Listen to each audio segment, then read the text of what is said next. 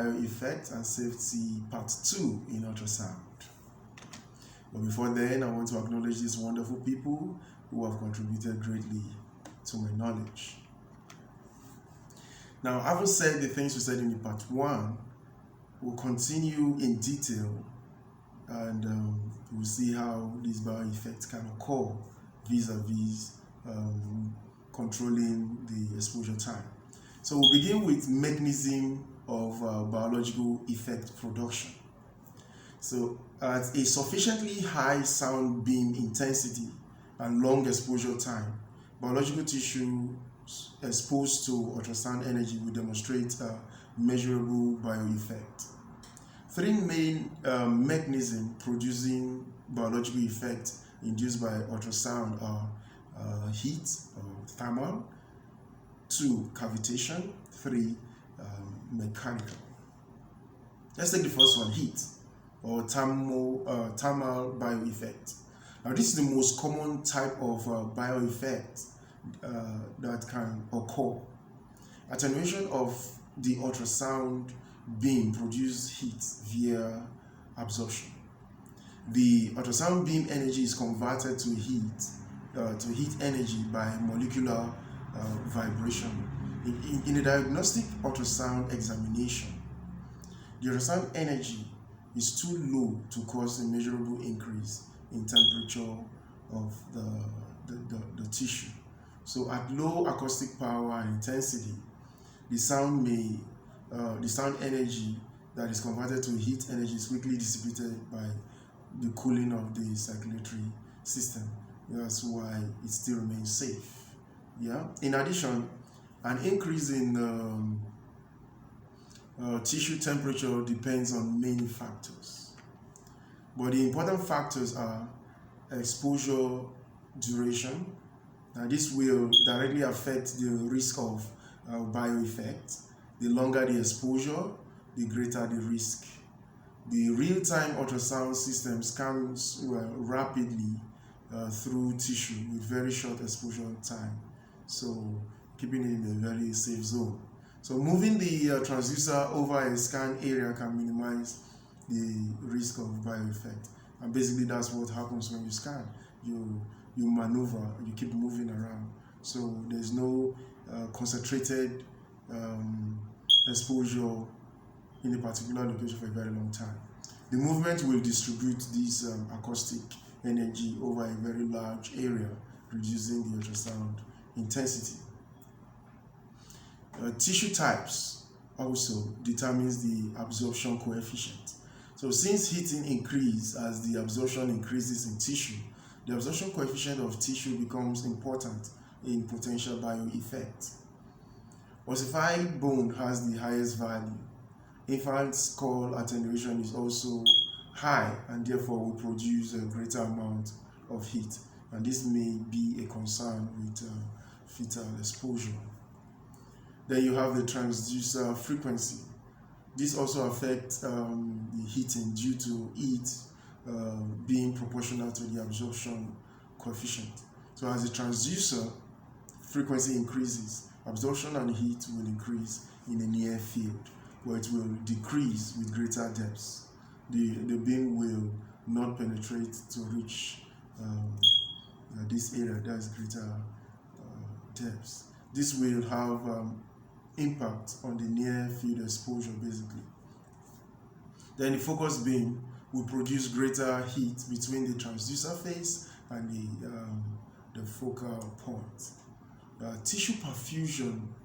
You see, a well-perfused tissue will carry away the excess heat, which decreases the concentration of heat in one area and increases the risk of bioeffect.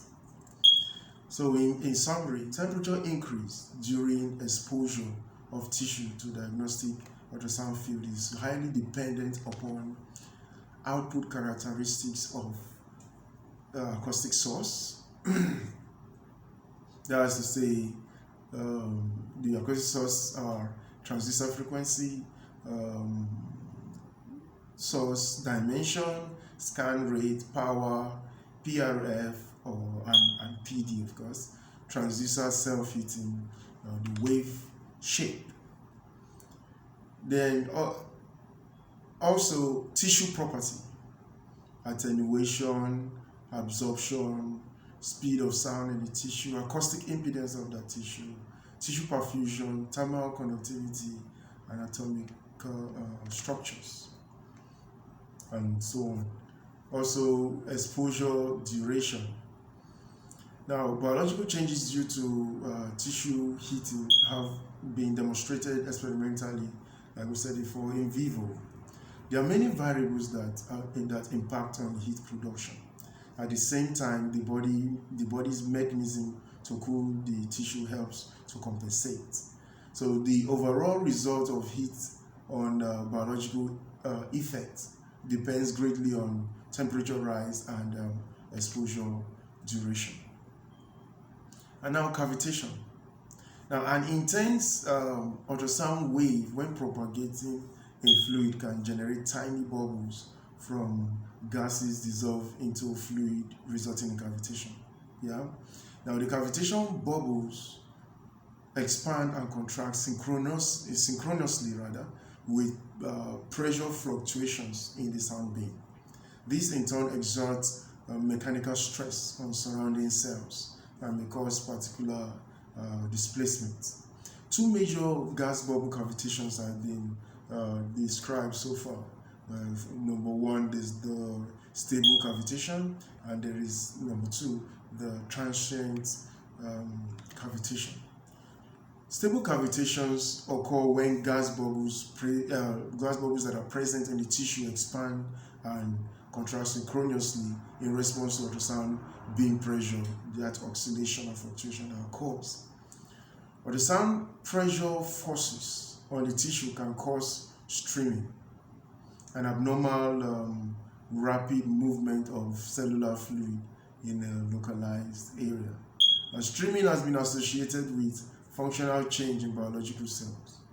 This type of cavitation occurs in relatively low level intensity of about 100 to 1,500 milliwatts per centimeter square. Transient cavitation occurs where very high pressure, amplitude, and intensity beyond the threshold level is applied.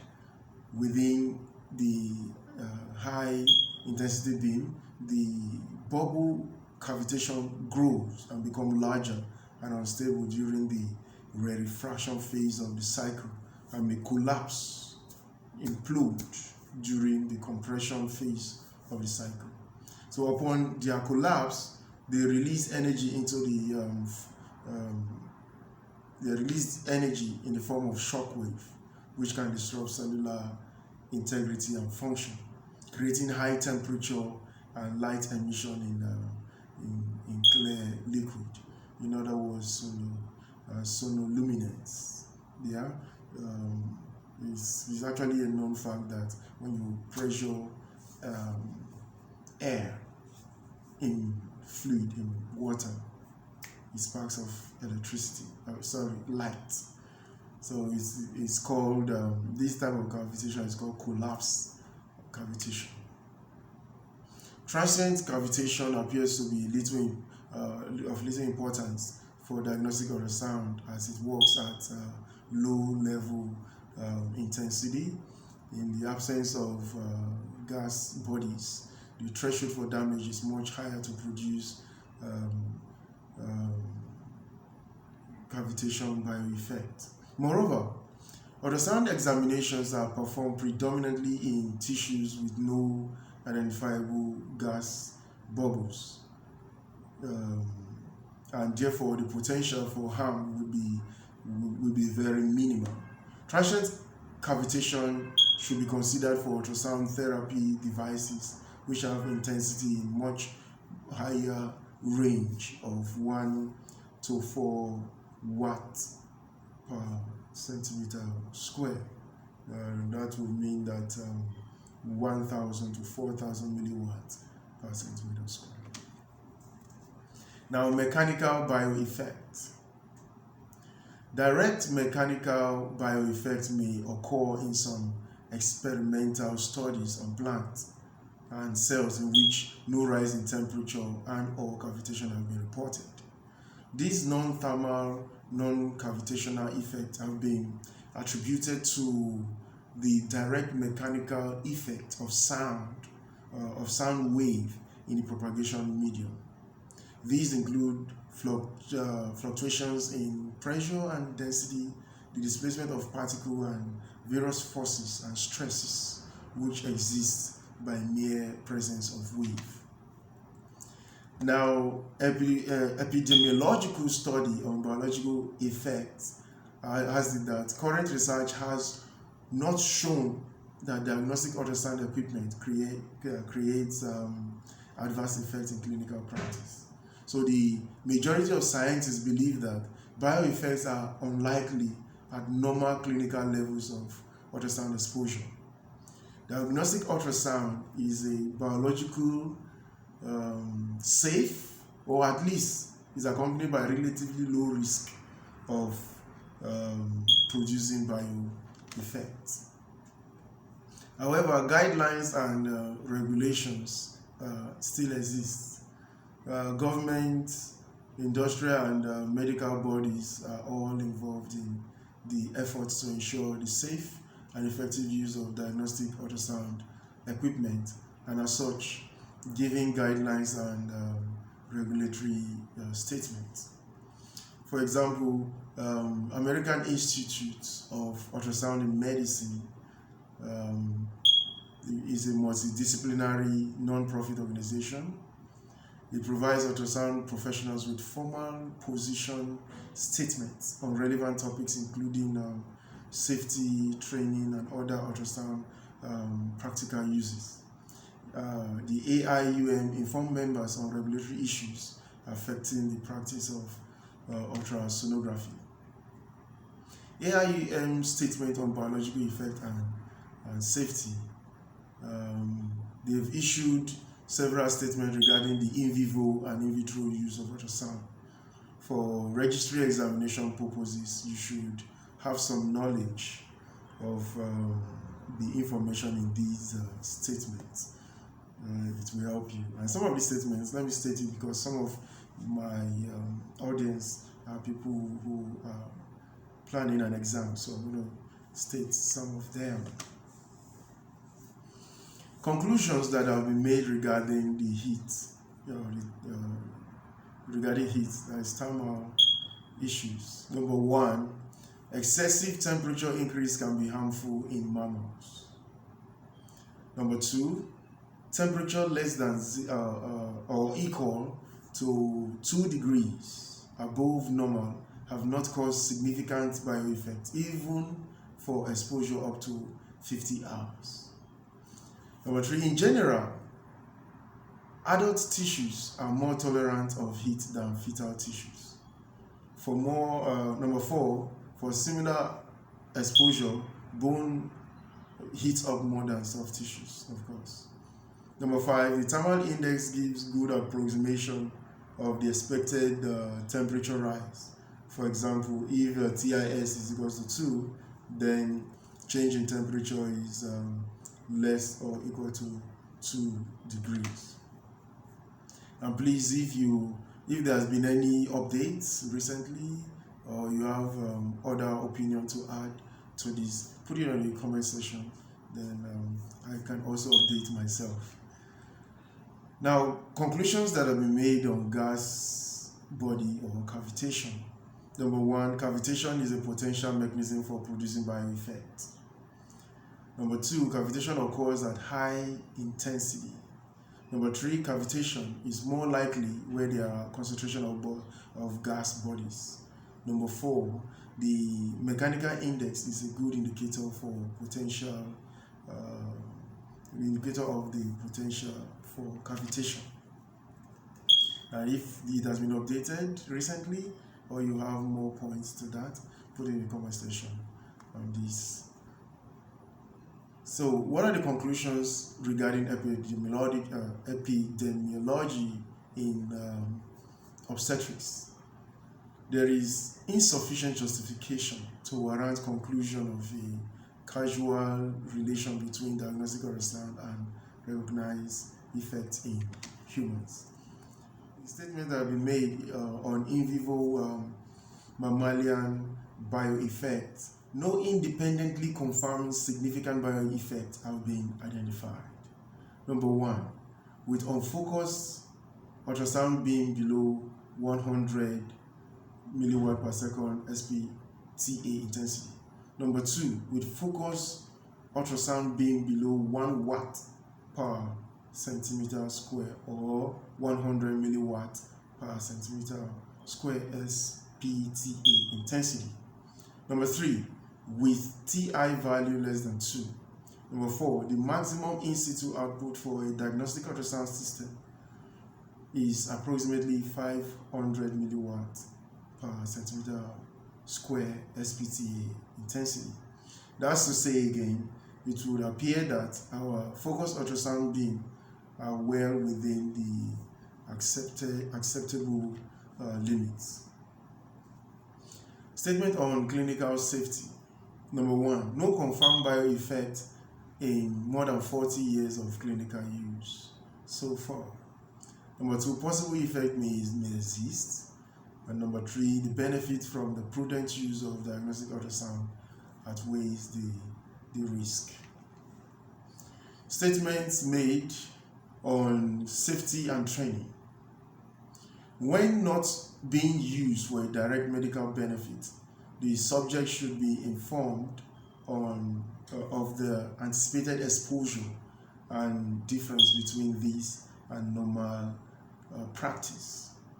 Number two, students or trainees should inform the patient that the exam is likely to take a little longer than normal. Now, statement on in vitro studies. Number one, in vitro bioeffects have been demonstrated. And number two, it is difficult to extrapolate the result to a clinical situation. That's basically in vitro. Statement on bioeffect of diagnostic ultrasound with gas body contrast agents. Number one, in vitro and in vivo bioeffects have been demonstrated using contrast agents and intensities within the diagnostic ultrasound range. Two, physicians and sonographers should be cognizant of the possible enhancement of non-thermal bioeffect during contrast-enhanced diagnostic ultrasound and factor this potential into risk benefits. Statement on biological effect and pregnancy and clinical safety. Of all pregnant women in the studies in Canada, 50 to 80% will have an ultrasound scan during the course of their pregnancy. Well, that number is increasing in Africa. So, Africa, particularly Nigeria, where I am. Is it safe to scan a fetus at a critical time of organogenesis using high-frequency ultrasound wave? The risk versus benefit of these examinations must be considered. The AIUM statement on clinical safety as at March 1997 states that diagnostic ultrasound has been used since the late 50s, given its known benefit and recognized efficacy for medical diagnosis, including the use during human pregnancy. There are no confirmed biological effects on patient or instrument operator caused by exposure from present diagnostic instruments. Although the possibility exists that such biological effects may be identified in the future, current data indicate that the benefit to patient of the present use of diagnostic ultrasound outweighs the risk, if any at all, if any that may be present. Statement on prudent use as at May 1999. Although there are no confirmed biological effects on patients caused by exposure from present diagnostic instruments, the possibility exists that such biological effects may be identified in the future. This ultrasound being used in a prudent manner to provide medical benefit to the patient. The AIUM advocates the responsible use of diagnostic ultrasound. They also strongly discourage the non-medical use of ultrasound for psychosocial or entertainment purposes. The use of either 2D or 3D ultrasound, 3D, 4D ultrasound to only view the fetus, obtain a picture of fetus, or determine the fetal gender without a medical indication is inappropriate and contrary to responsible medical practice. Statement on operator training and interpretation of ultrasound exam as at March 1997. There is a definite benefit to the patient in having a diagnostic examination performed by a knowledgeable and well-trained individual. This person should be able to perform scan in a minimum amount of time, producing diagnostic results. This will also be able to minimize the intensity level by proper use of equipment, such as using presets, which can reduce the time required to optimize the image, keep power low, use focusing properly, use appropriate transducer. AIUM statement on the interpretation of ultrasound examination, still as at March 1997, states that ultrasound studies shall be supervised and interpreted by a physician with training and experience in the specific area of ultrasonography, for example, echocardiography, vascular tech, obs and gynae, sonographer, abdomen, and so on and so forth. Findings must be recorded and results communicated in a timely fashion to the physician responsible for care. Random ultrasound scanning by individuals not properly trained can be detrimental to patients. So the training part is very key. Still, that is why you have me on your screen. Make yourself available for proper training. So this is a guide to maximize SPTA in situ ultrasound intensity level. Look at the application and the SPTA intensity level. For adult echocardiography, 430 milliwatt per centimeter square. Periphery vascular is measured at intensity level 720 milliwatt per centimeter square. Ophthalmic, you use the 17 milliwatt per centimeter square. Fetal imaging and other abdominal, pediatric and small parts like breast, thyroid, neonatal head and adult head, the intensity level at 94 milliwatt per centimeter square. So in summary, ultrasound is a form of energy. Whenever the body is exposed to energy, there is the possibility of harmful effect.